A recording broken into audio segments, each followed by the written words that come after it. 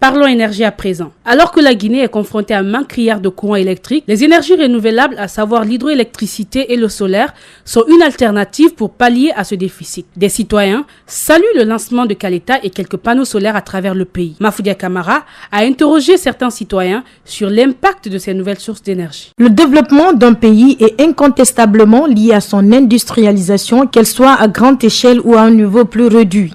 Et qui parle d'industrialisation fait nécessairement référence à l'énergie. La Guinée, située en Afrique de l'Ouest, est un pays bien ensoleillé et qualifié de château d'eau de l'Afrique de l'Ouest à cause de ses immenses cours d'eau, 1165 répertoriés selon les statistiques, 24 bassins versants et 14 transfrontaliers. Et ce n'est pas tout, la plupart des fleuves internationaux comme le Niger, le Sénégal et la Gambie y prennent leur source. Elle pourrait donc booster son développement économique en valorisant ses énergies au dire des spécialistes de la chose énergétique et environnementale avec son potentiel estimé à 6000 MW. Cependant, en dépit de l'existence de nombreux barrages hydroélectriques aussi polluants martèlent les environnementalistes à l'image de Caleta, Swapiti et Amaria en construction, le pays peine encore à satisfaire les besoins des populations en énergie électrique, ce même dans la capitale Conakry. Pour pallier à cette insuffisance qui n'est pas sans conséquence sur l'économie et le bien-être des populations, faut-il le rappeler, la Guinée a adhéré à l'initiative africaine de la CEDEAO sur les énergies renouvelables. Lansana Donsouma est le coordinateur national des énergies renouvelables en Guinée. Il commence par nous parler de cette nouvelle forme d'énergie. L'hydroélectricité, le solaire, l'éolienne et l'énergie marémotrice. À ceux qui disent marémotrice, nous avons 300 km de côte. Alors l'énergie de mer, c'est vrai que c'est pas... Les technologies ne sont pas mises en œuvre, mais c'est des types d'énergie que nous en avons. Actuellement, la Guinée, à l'image des autres pays de la sous-région, la CEDEAO, a mis en place une politique nationale d'énergie qui est axée sur le développement du potentiel existant. Depuis le lancement en toute pompe du barrage hydroélectrique de Caleta en 2015, les populations guinéennes reconnaissent une amélioration de la desserte en courant électrique dans les ménages de Conakry et préfectures environnantes. Mamadou Sow, prestataire de services dans la commune de Kaloum, témoigne. Ça se base bien avec la stabilité de courant, ce n'est plus comme avant. Ça permet aux gens d'économiser plus de bénéfices qu'avant. Pas de courant, certains parmi nous qui utilisent des groupes électriques. On n'a pas besoin de faire sortir des groupes électriques, on n'a pas besoin de partir des pompes, c'était de gaz. Ça seulement ça diminue parce qu'il faut calculer aussi le temps. Quand on utilise des groupes électrogènes, le prix devient plus élevé quand on a le courant. Dans les établissements scolaires du pays, élèves et étudiants se réjouissent de la situation. Les raisons sont évoquées ici par Ismaël Condé, Fodé Camara, tous apprenants.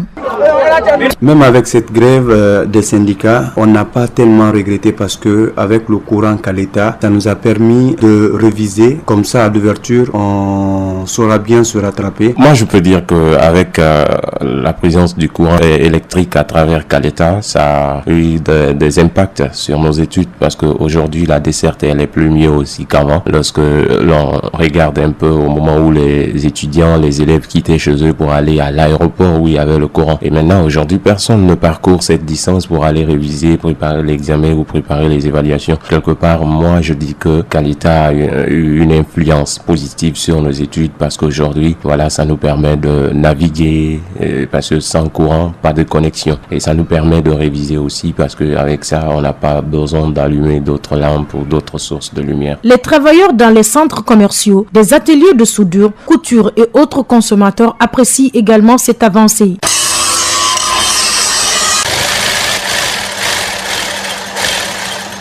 Ibro Camara Création est styliste. Avant, on investit dans le groupe électrogène, mais en là, ça a diminué un peu parce que quand même le courant ne vient pas comme il faut, mais ça vient de temps en temps. On n'aura pas du courage d'aller acheter les machines qui travaillent sur le courant, Mais maintenant, tous les couturiers se battent pour ça. On paye des machines piqueuses, on paye partout pour travailler parce qu'il y a du courant.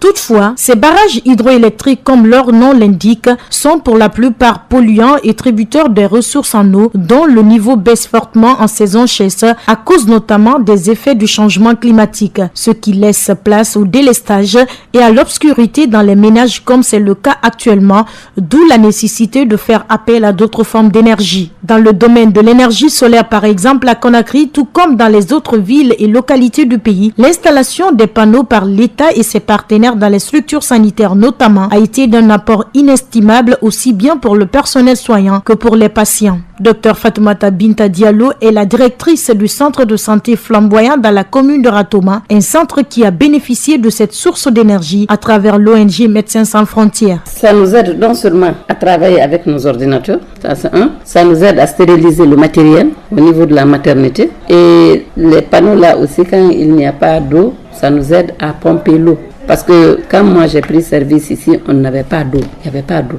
Le forage qui était là était gâté, la pompe avait été volée. Donc il y a Terre des Hommes qui est venu nous proposer un forage. Et MSF nous a fait le château et la population même vient se ravitailler quelquefois en nous ici. Vous avez vu ces machines-là? Quand on veut tirer, quand on veut photocopier, on utilise les panneaux solaires. Donc ça nous aide beaucoup. Il faut rappeler que grâce à l'énergie solaire, les barrières de l'obscurité sont aujourd'hui presque toutes levées du moins sur les artères publiques dans les grandes villes du pays. Mais depuis que j'ai installé le panneau, j'ai vu que non seulement l'eau contribue au développement de l'environnement et le courant qui rentre sont vraiment des courants purs. Nous saluons vraiment l'installation de ces lampadaires dans notre village. Quand la nuit tombe, on se sert de leur lumière pour faire notre petit commerce. Jusqu'à 2 heures tardives, on rentre se coucher. On n'achète plus de bougies ni de piles. Ma torche est gâtée. Ça nous évite à tout ça désormais. C'est vous dire que partout aujourd'hui, l'énergie solaire a fait ses preuves. Les artères principales, plus la capitale, c'est éclairé par les lampadaires solaires. Et quand tu vas à l'intérieur, facile de reconnaître les sous-préfectures, surtout quand tu marches la nuit, dès que tu vois, même si c'est à 15-20 km, partout tu vois le rayonnement électrique, tu sais que c'est une sous-préfecture.